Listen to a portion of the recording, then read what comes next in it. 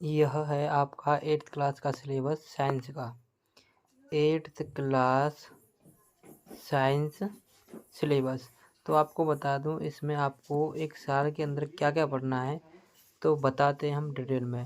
प्रथम अध्याय में आपको पढ़ना है फसल उत्पादन एवं प्रबंधन, यानी फसल को कैसे उत्पाद किया जाता है, किस तरीके से फसल की जाती है और फसल को उचित व्यवस्था करने के लिए, उसको बढ़ाने के लिए या उसे रोगों से बचाने के लिए किस तरीके से प्रबंध किए जाते हैं, इस चैप्टर में आप पढ़ोगे। चलिए उसके बाद हम दूसरे अध्याय पे बात करते हैं। वो आपका अध्याय रहने वाला है सूक्ष्म जीव, मित्र और शत्रु। ये भी चैप्टर इसी से मिलता जुलता है फसल से। तो आपको बता दूं सूक्ष्म जीव हमें बताया जाएगा कि फसल में जो अंदर जमीन में सूक्ष्म जीव होते हैं वो हमारी फसल के लिए लाभदायक होते हैं या फिर हमारी फसल के लिए शत्रु होते हैं, इस वीडियो में और इस पार्ट में हम आपको बताना चाहते हैं। तो वो हमारी फसल के लिए शत्रु नहीं बल्कि लाभदायक होते हैं। तो आपका तीसरा जो अध्याय है वो है कोयला और पेट्रोलियम। कोयला और पेट्रोलियम ये भी आपको पढ़ना है तीसरे अध्याय में। कोयला एक खनिज होते हैं, पेट्रोलियम भी खनिज होता है। इसमें डीपली में आपको इस चैप्टर में पढ़ने को मिलेगा। चौथा चैप्टर आपका दहन और ज्वाला। दहन और ज्वाला, दहन माने जलना, ज्वाला माने जो जलने के बाद उनसे जो तापमान टेम्परेचर निकलता है उसे कहते हैं ज्वाला। उसके बाद आपका पांचवा चैप्टर आता है पौधे एवं जंतुओं का संरक्षण।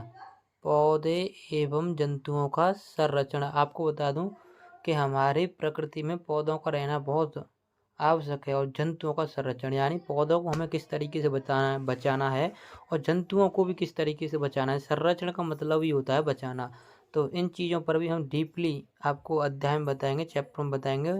उसके लिए आपको हमारे यूट्यूब चैनल जीतू सर को सब्सक्राइब करके रखना होगा और बेल आइकन को ऑन रखेगा। इससे होगा क्या कि जो आने वाली वीडियो है इन अध्यायों की जो सॉल्यूशन आने वाला है वो आपको उचित रूप से मिलता रहेगा। आपका छठा अध्याय है जंतुओं में जनन। ये बेहतरीन प्रोसेस है, यानी जंतुओं में जनन का क्या मतलब है कि जीव जंतु किस तरीके से पैदा होते हैं, ये हम आपको इस अध्याय में बताएंगे। यानी साइंस जो बताता है वो सारी चीज़ें प्रूफ करके चलता है भाई। साइंस के आधार पर ही यह ब्रह्मांड टिका हुआ है, साइंस के आधार पर ये पृथ्वी चल रही है। सब कुछ साइंस ने बहुत कुछ पता कर लिया है इस क्षेत्र में। तो साइंस पढ़ना कितना आवश्यक है आप भी जान सकते हो। अब बात करूँगा अध्याय नंबर 7 की। इसमें किशोरावस्था की ओर, यानी किशोरावस्था क्या है उसको बताई गई है। किशोर अवस्था जो आपकी अभी अवस्था है, जो आपके 8th क्लास में पढ़ रहे हैं या फिर उससे छोटी कक्षा में पढ़ रही है, सारी की सारी अभी किशोर अवस्था में आती है। जब तक तुम 18 साल से नीचे रहोगे आप किशोर अवस्था ही माने जाते हो। उसके बाद आपका है 8वां अध्याय बल तथा दाब। ये है आपका बल तथा दाब। बल के बारे में पढ़ोगे, दाब के बारे में पढ़ोगे, किस तरीके से ये चीज़ों पर लगते हैं, किस तरीके से ये काम करते हैं, इसको भी डीपली से इन सभी को हम डीपली से अपने स्कूल में पढ़ाते हैं और हम अपने चैनल पर भी पढ़ाएंगे। जीतू सर सर्च करना है @जीतू सर 1011। अगर इसको आप सर्च करोगे तो आपका यूट्यूब पर खुल जाएगा चैनल हमारा। और उसके बाद जो भी चैप्टर हैं उन पर डीपली से बात करते हैं। आपके 8 चैप्टर हो गए। उसके बाद जो चैप्टर हैं उनको हम अभी तो मैं बात करूं अध्याय नंबर 9 की। तो अध्याय नंबर 9 में हम पढ़ेंगे घर्षण। घर्षण जानते हो किसे कहते हैं? घर्षण के कारण ही ये साइकिल हमारी चलती हुई रुक जाती है, हमारी कार रुक जाती हैं। ये सब घर्षण के कारण होता है। डीपली में इसके बारे में अध्याय में पढ़ेंगे। 10वां अध्याय है। उसके बाद ध्वनि। क्या है? ध्वनि। इसके बारे में ध्वनि तो आप सब लोग जानते हो, जो मेरी आवाज़ आ रही है यही ध्वनि है।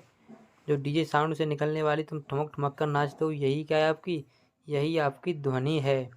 और उसके बाद मैं बात करूं विद्युत धारा के रासायनिक प्रभाव, यानी विद्युत धारा जो घरों में बह रही है, आपकी धारा लाइट है जिससे टीवी पंखा चल रहा है, यही तो आपकी विद्युत धारा है। और इसके रासायनिक परिवर्तन किस तरीके से होते हैं इस अध्याय में पूरी तरह से हम जानेंगे। अध्याय नंबर 12 के बारे में बात करूं तो ये है आपका कुछ प्राकृतिक परिघटनाएं, यानी प्रकृति में किस तरीके से घटनाएं होती हैं ऑटोमेटिक, जिसे कोई इंसान नहीं कर सकता है, प्रकृति स्वयं करती है। तो इस अध्याय में हम जानेंगे। सभी चैप्टर इतने मज़ेदार हैं और इन्हें मज़ेदार ढंग से कराने के लिए हमारे चैनल के साथ जुड़िए।